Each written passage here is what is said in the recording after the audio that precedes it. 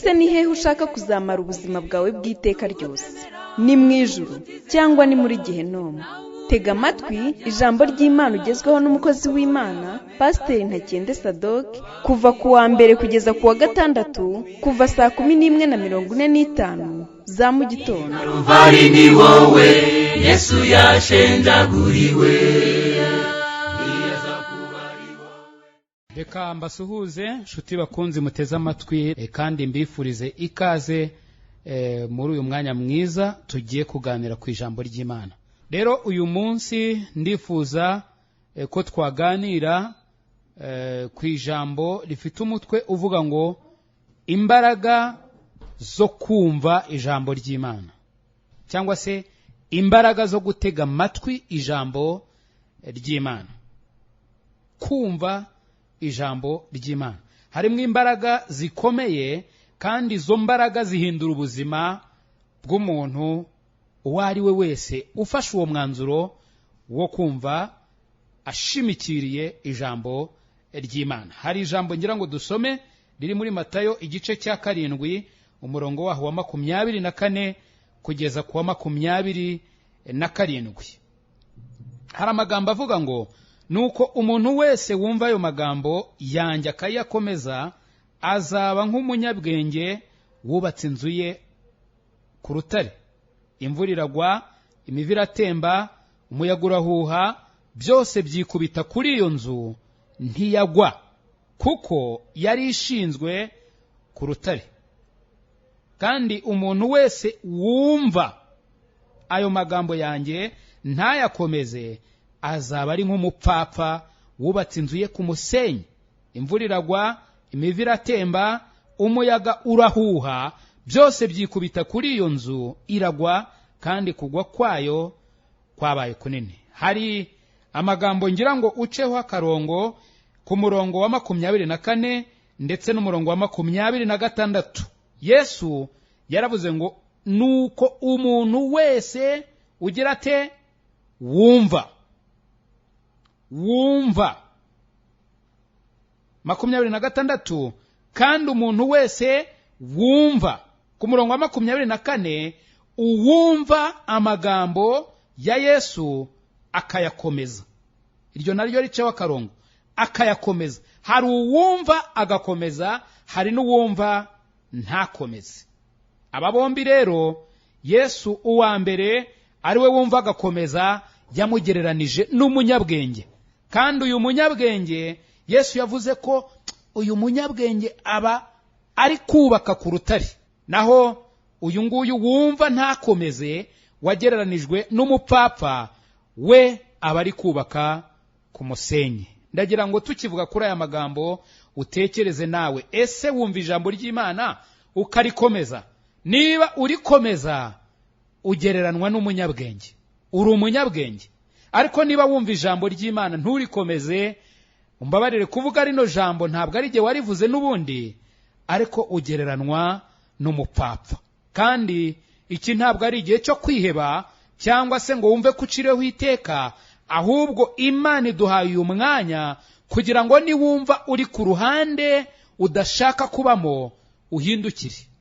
Mana nziza, turagukunda kandi turagushima cyane, kuko ibi byose ni umugambi wawe, ni ubushake bwawe, ni wowe utwemereye uyu mwanya ukaduha n'uyu mwuka duhumeka. Yaba jewe uri hano kuri mikro n'abateze amatwi, tugushimiye uyu mwanya kandi turagusabye ngo ijambo ryawe rigere ku ndibaza imitima yacu, rihindure ibyari bigoramye, maze tubashe kuba abantu bashikamye mu kuri kandi b'abanyabwenge. Twe kuba abapfapfa, ahubwo tuba abanyabwenge. Girira neza buri muntu wese, dutangira dukomeza n'igihe turi busoreze tuze kuba twahinduwe n'ijambo ryawe. Urakoze kuri mwiza, kandi kumva gusenga kwacu tubyambaje twize mu izina rya Yesu Kristo umwami wacu, amen. Nkuko narimvuze, turaganira ku mutwe ugira uti imbaraga ziri mu kumva ijambo ry'Imana. Hari abantu benshi bavuga ko bakunda Imana, ndetse bikaba ariko biri mu minwa yabo. Rwose wumvise ibyo bavuga ugakeka ko bakunda Imana. Ariko ndagira ngo wibuke ko Satani ariganya abantu benshi, akabacisha indi nzira ihabanye cyane n'ibyo batekerezaga, n'ibyo banashakaga. Ndavuga babandi bakunda Imana, babandi bashakaga kugendana n'Imana, bashaka kuyoborwa nayo, bishakiraga agakiza, bishakiraga gukora iby'Imana ivuga. Satani arabayobya cyane, akabanyuza mu yindi nzira ihabanye cyane n'iby'Imana ivuga, ahubwo akabacisha mu nzira igana mu cyo nakwita isoko ry'imburamumaro. Hanyuma bagerayo bakagurayo ibitagira umumaro. Ndabaha ingero guhera mu rungabangabo. Ntabwo iki ari umugambi w'Imana wo kugira ngo umuntu abe ari aho ngaho ari mu rungabangabo. Ni nayo mpamvu Imana yaduhaye ijambo ryayo. Ubushize twari turi kuvuga ku kuntu umuntu yahesha Imana icyubahiro. Tuza kubona ibintu bitatu birimwo gusenga, ijambo ry'Imana, ndetse icya gatatu niba wibuka neza twavuze ko ari ukugira gute? Kumvira. Rero ijambo ry'Imana, Imana yari duhereye kugira ngo tutazaba mu rujijo, tutazaba mu rungabangabo, tutazanayobaye. Niyo mpamvu Imana yari duhaye. Ariko ndakubwiza ukuri, abantu benshi bari mu rungabangabo, nta kintu bazi gihamye nyacyo ngo abe yaguha ubuhamya kubwira ati iki ndakizi. Imana irakivuga koko, cyanditse aha mu ijambo ryayo, kirimo n'ikivuga ndakizi. Abenshi ntago bameze gutyo, bari mu rungabangabo. Yewe Satani hari ikindi kintu akora kibi cyane. Satani burazi gukora kopi, azi gufotora, hanyuma abantu akagenda baha amakopi. Ariko ikibi cye nuko atanaguha kopi nyayo, ahubwo we aguhimbira ikindi kintu kijya gusa n'icyakabaye ukuri, akakigushyirira hariya, hanyuma ukagicakira, ugakeka ko ufite ukuri kw'Imana, nyamara ibyo bintu atari byo. Ndabaha urugero nko kugakiza. Bibiliya itubwira uko umuntu akizwa. Tujya tubivuga kenshi, ndetse nawe wenda wagiye ubyisomera kenshi, ariko abantu benshi ntago bizera agakiza nk'uko Bibiliya ibivuga. Usanga bamwe batazi n'ibyo barimo, batazi n'ibyo bizera, ahubwo ugasanga umuntu afite utuntu agenda aterateranya, ngo wenda ngo ninkora neza nkakomeza ngakora neza, hanyuma Yesu igihe yazaba naziye ngo akaza agasanga nihannye niyejeje ngo nshobora kujya mu ijuru. Ibyo bintu nta hantu byanditse muri Bibiliya. Ni ibyo umuntu aba arimo aterateranya kugira ngo nyine ahimbe, cyangwa se agire uko yavuga igisubizo cy'ikibazo abajijwe, ariko mu by'ukuri nta kuri mu mutima we ngo abe yavuga ati ibi ndabizi koko ni uku nguku bivugwa n'Imana. Abantu benshi rero baraho bazi ngo agakiza kabonerwa mu mirimo. Igisubizo ni oya, kuko Abefeso 2:9 havuga yuko atari kubw'imirimo, kugira ngo hatagira umuntu wirarira. Hari n'ibindi byanditswe byinshi cyane bivuga gutyo. Abandi bakavuga ngo buriya nuvukira muri iyi dini ugasanga sogokuru wawe ariyo yararimo, ukayiza ukayibatirizwamo, amasakaramentu ntuyarenge, ukajya uyafata yose, hanyuma ukayishakiramo, yewe wanapfa tukagushyingura twe, rwose uzaba uri hafi yo mu ijuru. Uzaba uri hafi yo mu ijuru, nubwo watindaho gatoya waba uri ahandi hantu bamwe bajya bavuga ngo ni purgatori. Uzaba uri muri purgatori, ntabwo uzagera Gehinomu. Uzaba uri hafi aho hagati yo mu ijuru no muri Gehinomu, ariko ntabwo uzagera muri Gehinomu, ahubwo noneho tuzanagusengera cyane, amasengesho yacu agukure muri purgatori akujyana mu ijuru. Ugomba kuba muri iyi dini ukazanayipfiramo. Icyo nacyo ni ikinyoma cyambaye ubusa. Hanyuma ikindi gishingiye kuri icyo, nari nkomoje ku madini. Abanyamadini mumbabarire, nanjye ndayifite rwose, ariko sinyirata. Ni nayo mpamvu utazumva nyivuga ahangaha, kuko ntacyo yakumarira. Ntiyaguha agakiza, ntiyakujyana mu ijuru habe na gatoya. ni nayo mpamvu icyo ukeneye kumva ni Kristo, ntabwo ukeneye kumva idini mbarizwamo. Yewe erega nitunazamuka nta muntu n'umwe uzaba agitekereza ku idini. Abazagera mu ijuru nta n'umwe uzavuga ngo idini yanjye ndayishimira cyane yuko ari ingejeje harekada. Ntabwo ibyo bizabaho. Ariko amadini nyine yakubwiye ngo iyo nuyagumamo uzajya mu ijuru, ujye ushyiraho akabazo utekereza uti ese iki nagisomye hehe muri Bibiliya, cyangwa nushaka uzanababaza uti mubanze munyereke mu byanditswe byera ndebe koko ko icyo kintu ari ukuri mbone kukizera. Satani yazanye kopi y'icyo yise umwuka wera. Wow, ibi byo ni ibintu binini cyane, ntabwo twabivuga ngo tubirangize, twakwandika ibitabo byinshi. Hari abazi ngo niba umuntu avuze ibintu utashobora kumva kandi akabivuga ari ahantu hitwa mu rusengero, kandi akabivuga ari ahantu bavuga ngo ni mu cyumba cy'amasengesho, akabivuga hari abantu 2, 3, 4 bavuga ngo bari gusenga, ubwo rwose uwo ngo azaba yuzuye umwuka wera. Niko abantu babitekereza. Washyizeho akabazo disi we ko hari ibicupuri byinshi cyane.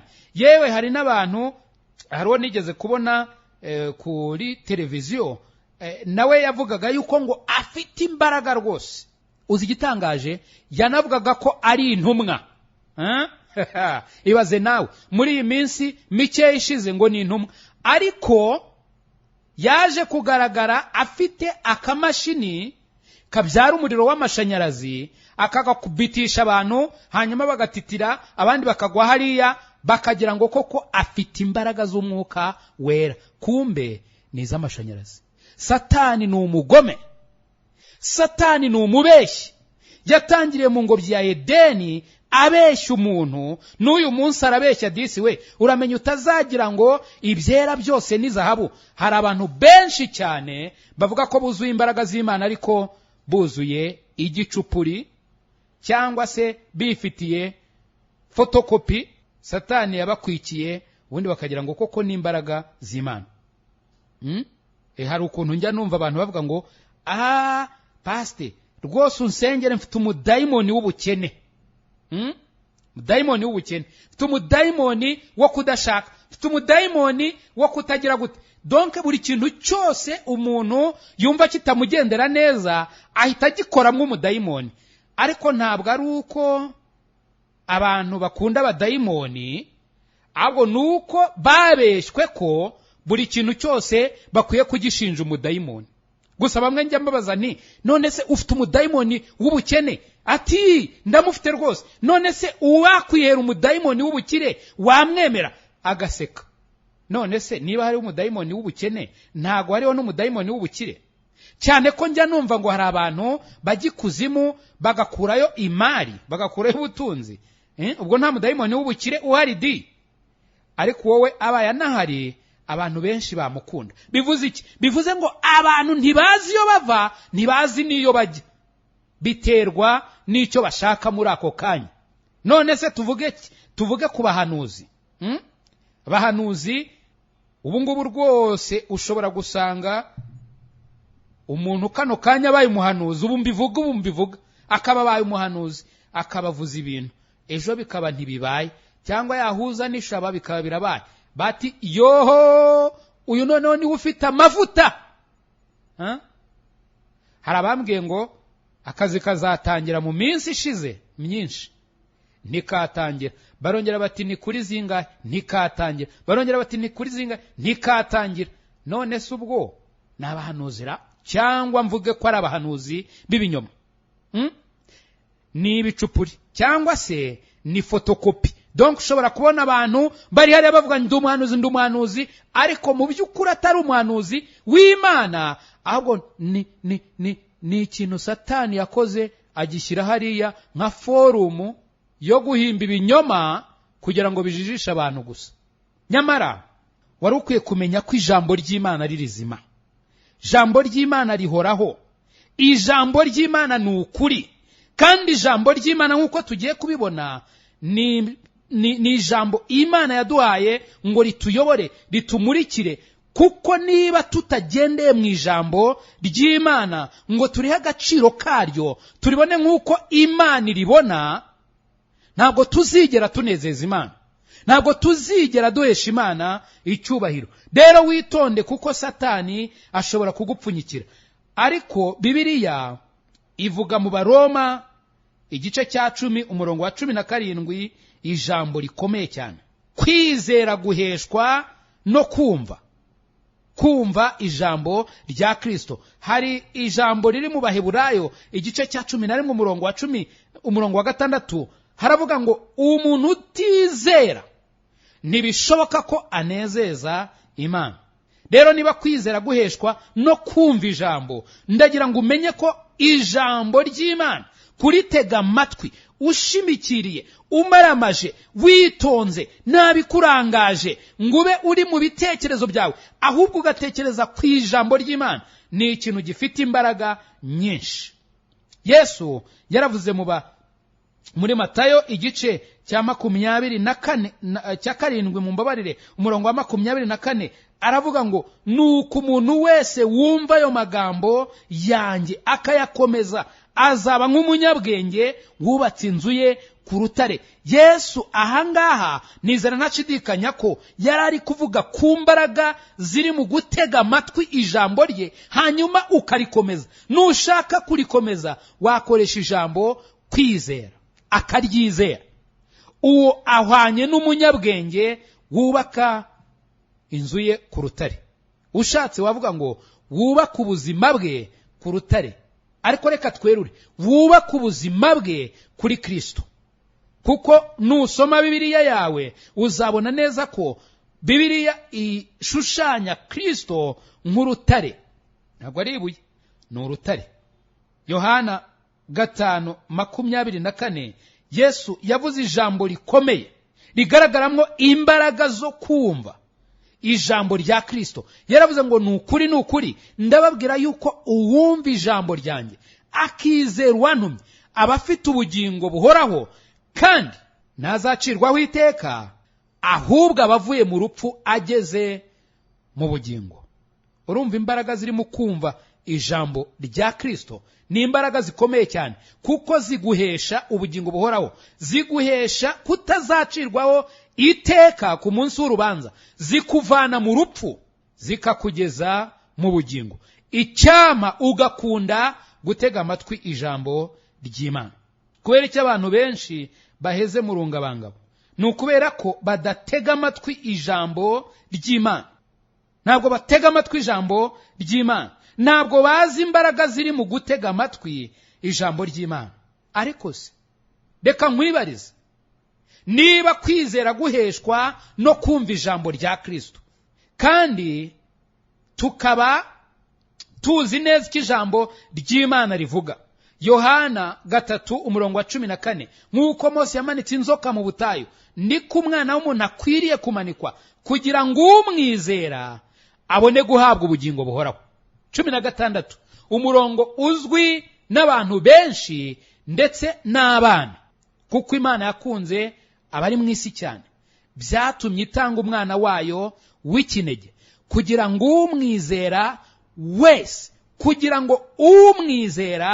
wese atarimbuka, ahubwo ahabwe ubugingo buhoraho. Nakomeza mu byanditswe byera henshi cyane hatabarika, Bibiliya iratubwira ngo umwizera ntarimbuka, ahubwo ahabwa ubugingo buhoraho. None se niba kwizera guheshwa no kumva, urambwira yuko tudakizwa no kumva ijambo ry'Imana? Yohana 24, Yohana 5:24 tumaze kwasoma, haravuga ngo nukuri ndababwira yuko uwumva ijambo ryanjye akizera uwantumye aba afite ubugingo buhoraho, kandi ntazacirwaho iteka, ahubwo abavuye mu rupfu ageze mu bugingo. Petero wa mbere igice cya mbere umurongo waho wa 23 kugeza ku wa 24, na gatanu. Petero wa mbere igice cya mbere umurongo wa 23 kugeza kuri 25 haravuga ngo kuko mwabyawe ubwa kabiri mutabyawe n'imbuto ibora, ahubwo mwabyawe n'imbuto itabora, mubiheshejwe n'ijambo ry'Imana rizima rihoraho. Kuko abafite imibiri bose bahwanye n'ibyatsi, ubwiza bwabo bwose bumeze nk'uburabyo bw'ibyatsi. Ibyatsi biruma, uburabyo bwabyo bugahunguka, ariko ijambo ry'Uwiteka ryo rihoraho iteka. Kandi iri ni ryo jambo ry'ubutumwa bwiza mwabwirijwe. Wow! Mu Befeso igice cya mbere umurongo waho wa 13 havuga yuko tubwirwa ijambo ry'ukuri ari ryo butumwa bwiza bw'agakiza kacu, hanyuma tukizera, hanyuma tugakizwa, hanyuma tugashyirwaho ikimenyetso. Kandi icyo kimenyetso ni umwuka wera abizera bose basezeranijwe, kandi icyo kimenyetso tugishyirwaho kikazakurwaho ryarisi. No, ahubwo icyo kimenyetso turi nacyo kugeza ubwo tuzasohora mu ijuru. Uze kwasoma Abefeso igice cya mbere umurongo wa 13 n'uwa 14. Dukizwa kubwo kumva ijambo ry'Imana. Icya kabiri, twezwa n'ijambo ry'Imana. Zaburi 119. Ariko reka tubanze twirebere mu Baheburayo igice cyaho cya 4 umurongo waho wa 12. Hanyuma tujye muri Zaburi 119. Abaheburayo 4 umurongo waho wa 12. Ndakubwiza ukuri, imbaraga ziri mu kumva ijambo ry'Imana ni imbaraga zikomeye cyane utari ukwiye gutesha agaciro. Baheburayo 4:12 havuga ngo kuko ijambo ry'Imana ari rizima. Banza ariko utege neza amatwi icyo kintu. Kuko ijambo ry'Imana ari rizima. Ntabwo ijambo ry'Imana ari inyuguti gusa. Nguvuga ngo yewe Bibiliya ifite impapuro nyinshi, ari nacyo gitera ubuta abantu benshi cyane. Barayireba bakavuga ngo kino gitabo ntago wagisoma ngo uzakirangize. Bamwe barangije banzuye ko ngo Bibiliya ari inyanja. Hari n'abandi bavuga ngo niyobera, bakongeraho ikinyoma cyo gutsindagira ikinyoma cyabo ngo ritagatifu. Iyobera ni gute ryaba ritagatifu kandi ari iyobera? Nari nzi ko ribaye rigaragara abantu bakabona icyo kintu aribwo bamenya ko ari ukuri, aribwo cyaba na gitagatifu. None se niba ari iyobera ribaye ritagatifu? No, kuri njye numva ari ikinyoma. Ariko Bibiliya iravuga ngo ijambo ry'Imana ni rizima. Kuko ijambo ry'Imana ari rizima, donc rifite ubuzima muri ryo. Ntabwo ari ikintu kiri aho ngaho kimeze nk'icyapa, kimeze nk'igiti. Oya, ahubwo ijambo ry'Imana ni rizima.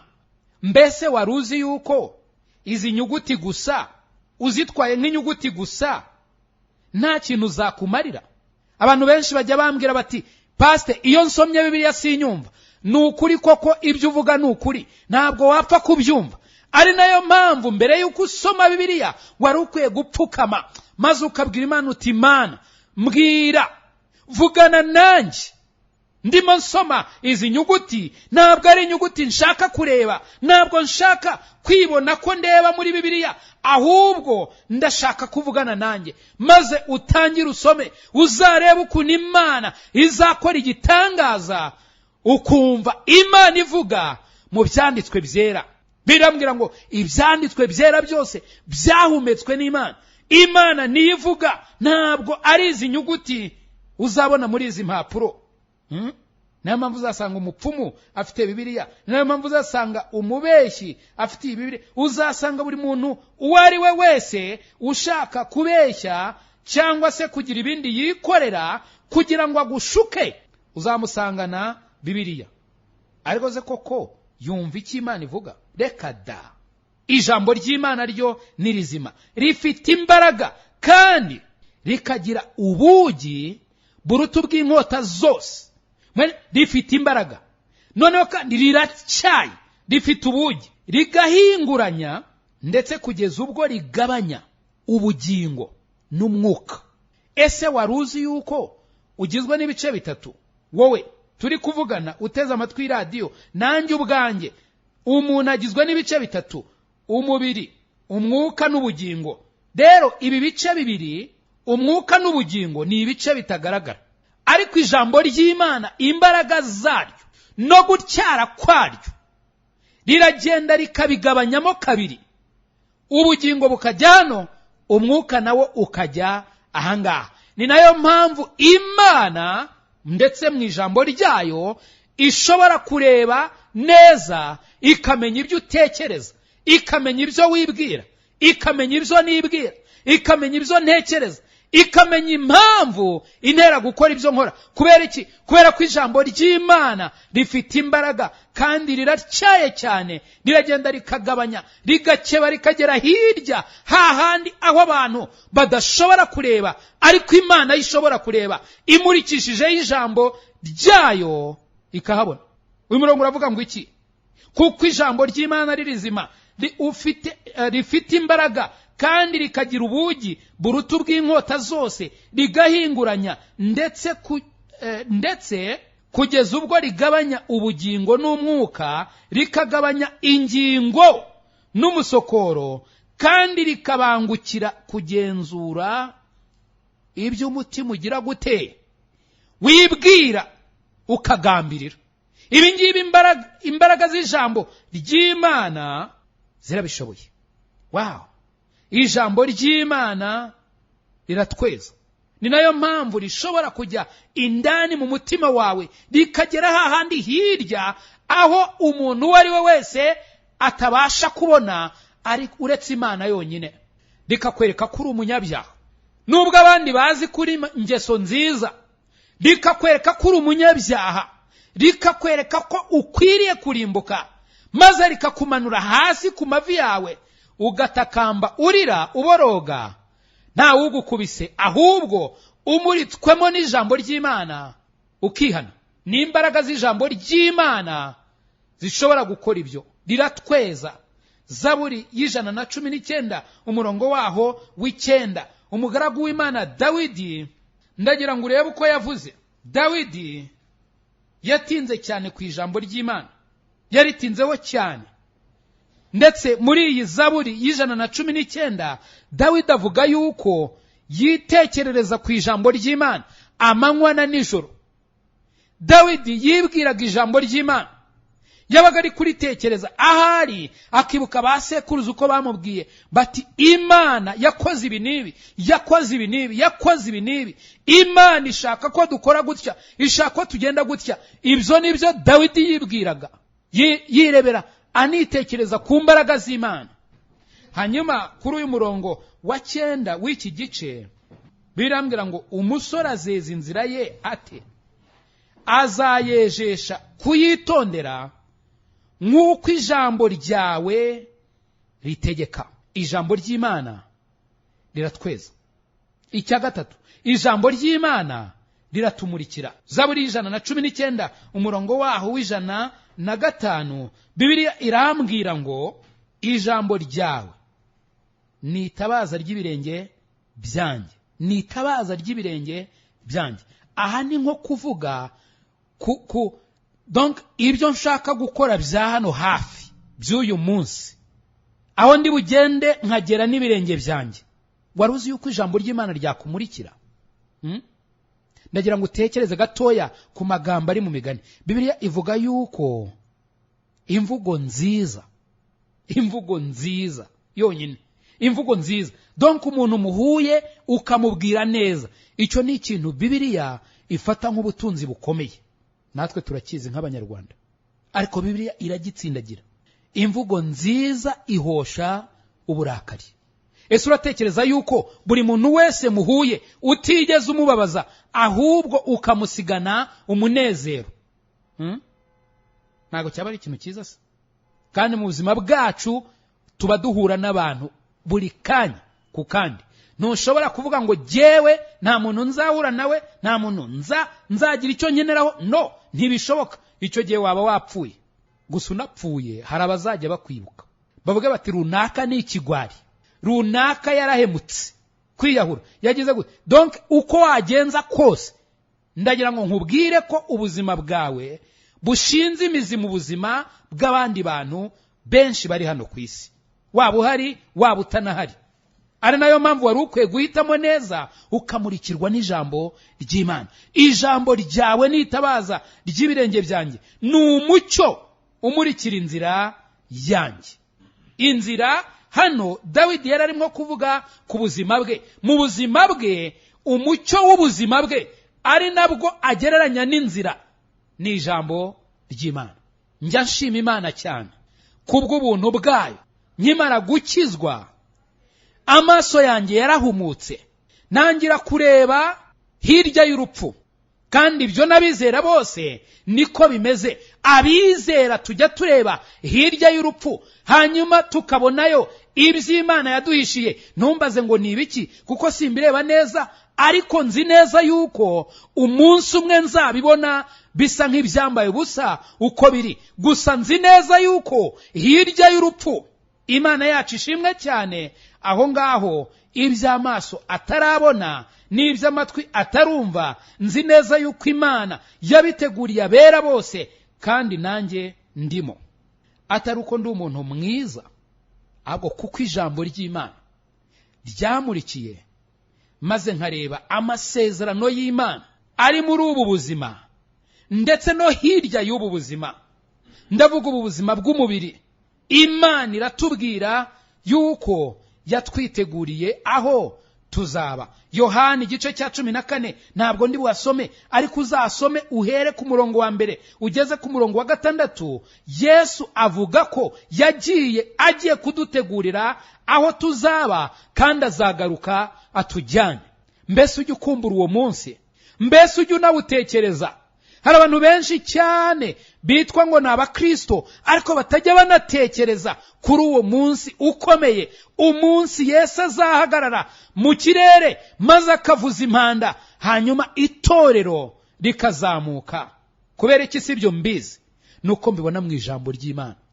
Byakozwe n'intumwa igice cya mbere ku murongo waho wa 9, hatubwira neza yuko uko yagiye ni nako azagaruka. Yagiye bamureba, ndetse azagaruka amaso menshi azamubona. Mana yacu ishimwe cyane. Nuzaba ukijijwe kandi ukazaba ukiriho, uzamubona. Nanjye nimba nkiriho ndi muri uyu mubiri, nzamubona. Ariko naba narapfuye, naravuye muri uyu mubiri, nzi ko nzamwumva, nzumva iyo mpanda ye, maze imbaraga zazuye Kristo nanjye zinzamure disi we.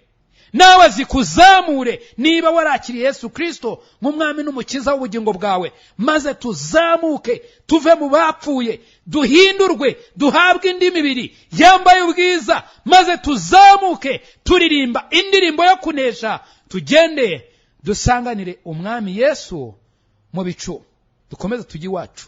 None se wagize ngo hano ni iwacu? Oya, kandi Yesu yaravuze ko agiye kudutegurira aho tuzaba, tuzataha.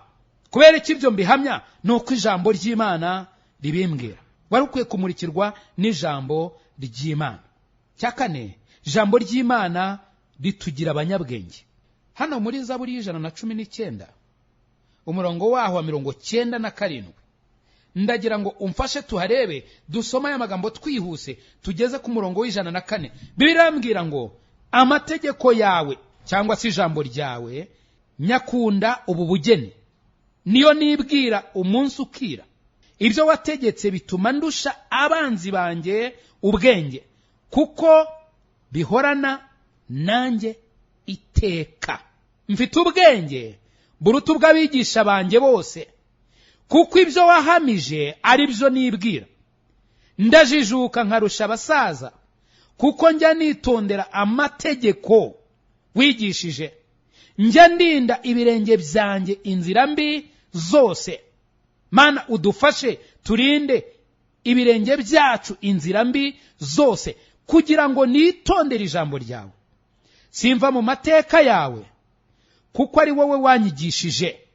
Amagambo yawe andyohera ubu bugeni mu nkanka zanjye. Arusha ubuki kuryohera mu kanwa kanjye. Amategeko wigishije ampesha guhitamo.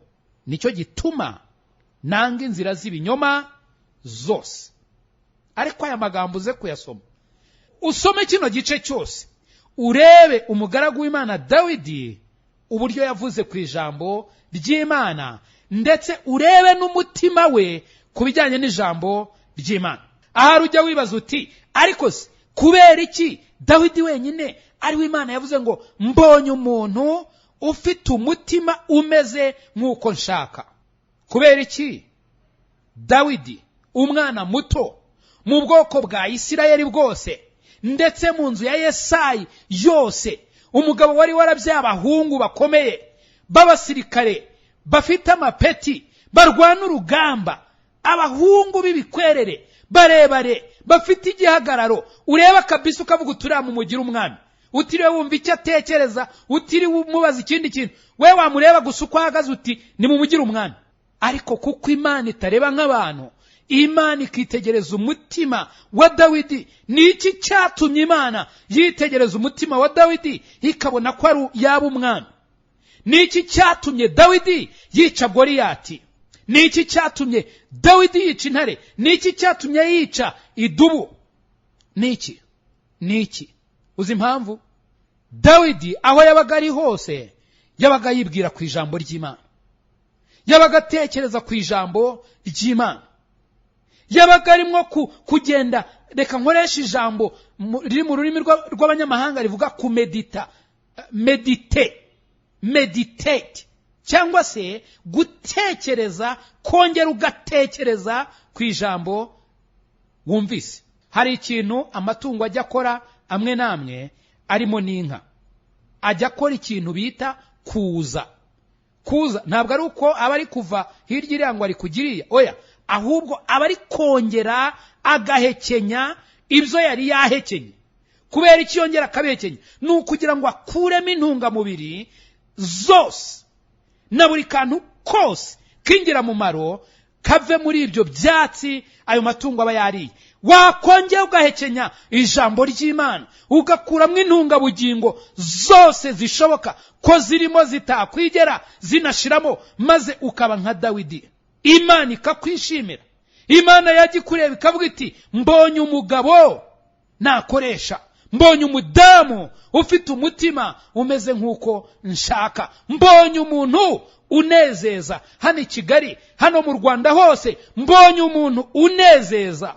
Mu gihe abantu bicaye mu ngo, Mana ishimwe, uyu munsi abantu bashoboye kuva mu ngo bajya ku mirimo itandukanye, ariko hari abandi bari mu ngo, yewe n'abandi bari buze gusubirayo uko igihe kiri bugende, ariko nabo bari mu kazi, buri muntu wese aho ari. Mbese ntabwo wakwifuza kugira ubu buhamya aho Imana yavuga ngo mbonye umuntu ufite umutima umeze nk'uko nshaka? Abaheburayo igice cya 4 hamwe twasomaga ku murongo waho ariko wa 2. Dore igituma abantu benshi bagenda na za Bibiliya ariko bagasigara bameze nk'aho yewe utabatandukanya n'abana ba Satani. Reka nkoresha iryo jambo kugira ngo nihute. Bakora ibyo Satani ashima, badakora ibyo Imana ishaka. Ni ukubera iki? Ndagira ngo urebe rino jambo, Baheburayo 4 umurongo waho wa 1 n'uwa 2. Nuko rero ubwo isezerano ryo kwinjira mu buruhukiro bwayo rikiriho, dutinye kugira ngo ahari hatagira uwo muri mwe wasa nk'aho atarishyikira. 2, kuko natwe twabwiwe ubutumwa bwiza nk'abandi, nyamara ijambo bumvise ntiryabagiriye umumaro, kuko abaryumvise bataryakiranye umutima wizera. Ndagira ngo uce akarongo kwa aya magambo, bataryakiranye umutima wizera. Mbese wakirana ijambo ry'Imana umutima wizera? Nutaryakirana umutima wizera, ndakubwiza ukuri ko nta mumaro rizakugirira. Nawe nta mumaro rizakugirira. Dawidi yizeraga Imana ariko mu ijambo ryayo. Buri kintu cyose Imana yavuze Dawidi yakibonaga nk'ukuri, ndetse na buri kintu cyose cyanditswe mu ijambo ry'Imana Imana yakoze cyerekaga Dawidi imbaraga z'Imana. niyo mpamvu Dawidi yabwiye Goliyati ati wikwirirwa undeba igihagararo, wikwirirwa unsuzugura, kuko ntabwo nje kugutera mu mbaraga zanjye no mu wondi we njyewe, ahubwo nje kugukubita mu izina ry'Uwiteka, mu izina ry'Imana ya Isirayeli. Iyo ngiyo uri gukoza isoni. Imana niyo yakubise Goliyati. Dawidi yari igikoresho Imana yakoresheje. Icyama ukamenya imbaraga ziri mu kumva ijambo ry'Imana. Icyama ukamenya imbaraga ziri mu ijambo ry'Imana. Icyama ukamenya ubutunzi Imana igufitiye mu ijambo ryayo. Icyo gihe wakwitwara ku bundi buryo. Mana ushimwe ko waduhaye ijambo ryawe. Ushimwe ko ijambo ryawe ari rizima kandi warishyize mu biganza byacu kugira ngo turisome, turyige, maze umwuka wera aridusobanurire, niduca bugufi rihindura imitima yacu. Icyama buri muntu wese uteze amatwi y'iradiyo wifuza guhesha izina ryawe icyubahiro, icyama ukamukora ku mutima, maze akabona ijambo ryawe nk'uko riri, akariha agaciro karyo, kandi mu mutima we rigafata umwanya wa mbere. Mana uri mwiza, kandi ibihe byose uzahora uri nk'uko wahoze. Cyubahiro ni icyawe none n'iteka ryose, mu izina rya Yesu Kristo umwami wacu, amen.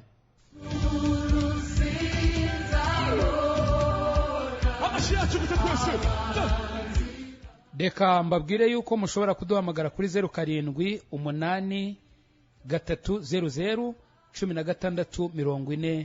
0783001646. Iyo niyo nimero mwaduhamagaraho. Kandi reka mbashimire cyane, mbifuriza amahoro y'Imana. I Calvary ni wowe Yesu yashenjaguriwe. Nshuti mukundwa, mbese aho izina ryawe ryanditswe mu gitabo cy'ubugingo? Ese impanda ivuze Yesu agarutse nona, cyangwa uramutse uvuye mu mubiri, wizeye neza 100% ko wajya mu ijuru? Ndakwinginga ngo uyu munsi utekereze ku iherezo ryawe, maze ufate umwanzuro uruta iyindi. Imana iragukunda kandi Yesu aragutegereje. Ngwino, tebuka aguha agakiza, akuruhura umutwaro w'ubwoba, aguha amahoro, umunezero n'ibyiringiro byuzuye byo mu mutima. Ukeneye ubundi bufasha, waduhamagara kuri izi nimero: 0783001646. Imana iguha umugisha. Kuba ari wowe munyabyaha gusa uhari, ntibyari kubuza Yesu kuza hano kugupfira. Niwaba uririmba imbabazi